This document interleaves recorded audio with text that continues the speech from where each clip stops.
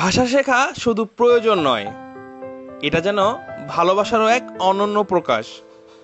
আর সেটাই যেন নিঃশব্দে করে যাচ্ছেন ইংল্যান্ডের মাটিতে বেড়ে ওঠা ব্রিটিশ নারী অলিভিয়া দেওয়ান চৌধুরী।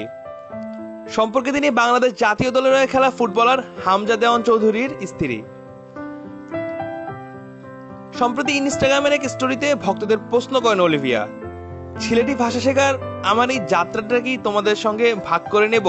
প্রতিক্রিয়ায় প্রায় 95% মানুষ জানিয়ে দেয় তারাও আগ্রহী শুনতে বাংলাদেশের পুত্রবধূর মুখে হামজার মায়ের ভাষার আঞ্চলিক রূপ। হ্যাঁ, অলিভিয়া এখন সিলেটি ভাষা শিখছেন, বলতেই পারেন কেন। তবে কারণটা হয়তো শুধুই ভাষা নয়, বরং ভালোবাসারও কারণেই। বাংলাদেশে বেড়ে না ওঠা স্বামী হামজা চৌধুরীও কিন্তু সিলেটি বলতে পারেন, সেটাও শিখেছেন তার মায়েরই মুখে। আর এখন সেই স্বামীকে আরো ভালো করে বুঝতেই কিনা অলিভিয়া নিজে রপ্ত করতে চাইছেন স্বামীর শেকড়, স্বামীরই ভাষা।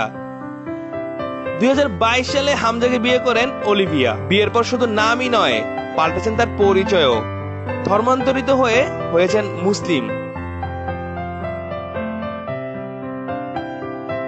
হামজার ম্যাচের আগে তিনি রোজাও রাখেন, কোরআনও পড়েন, নিজের সন্তানদেরকেও অনলাইনে আরবি শেখান। হামজাকে ভালোবেসে অলিভিয়া ফাউন্টেনও হয়ে গেছেন অলিভিয়া দেওয়ান চৌধুরী। ভালোবাসার ভাষার কাছে কোনো কিছুই যেন আর বাধা নয়।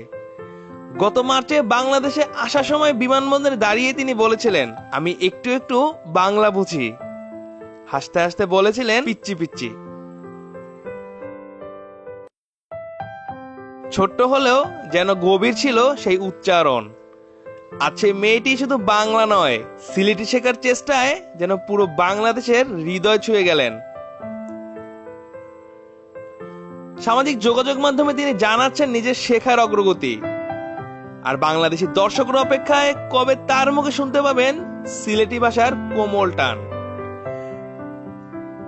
কারণ এ কেবল ভাষা শেখার গল্প নয়, এটা একটা মেয়েরও গল্প, যিনি ভালোবেসে আপন করে নিচ্ছেন তার স্বামীর দেশ, সংস্কৃতি আর হৃদয়ের টান।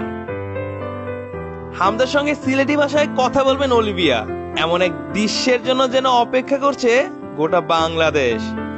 তাকে ঘিরে স্বপ্ন দেখছে মানুষ যে তিনি হবেন নতুন প্রজন্মের ভালোবাসার এক প্রতীক, যেখানে ভাষা, ধর্ম সীমানা পেরিয়ে সম্পর্ক হয় আরো গভীর, আরো মানবিক।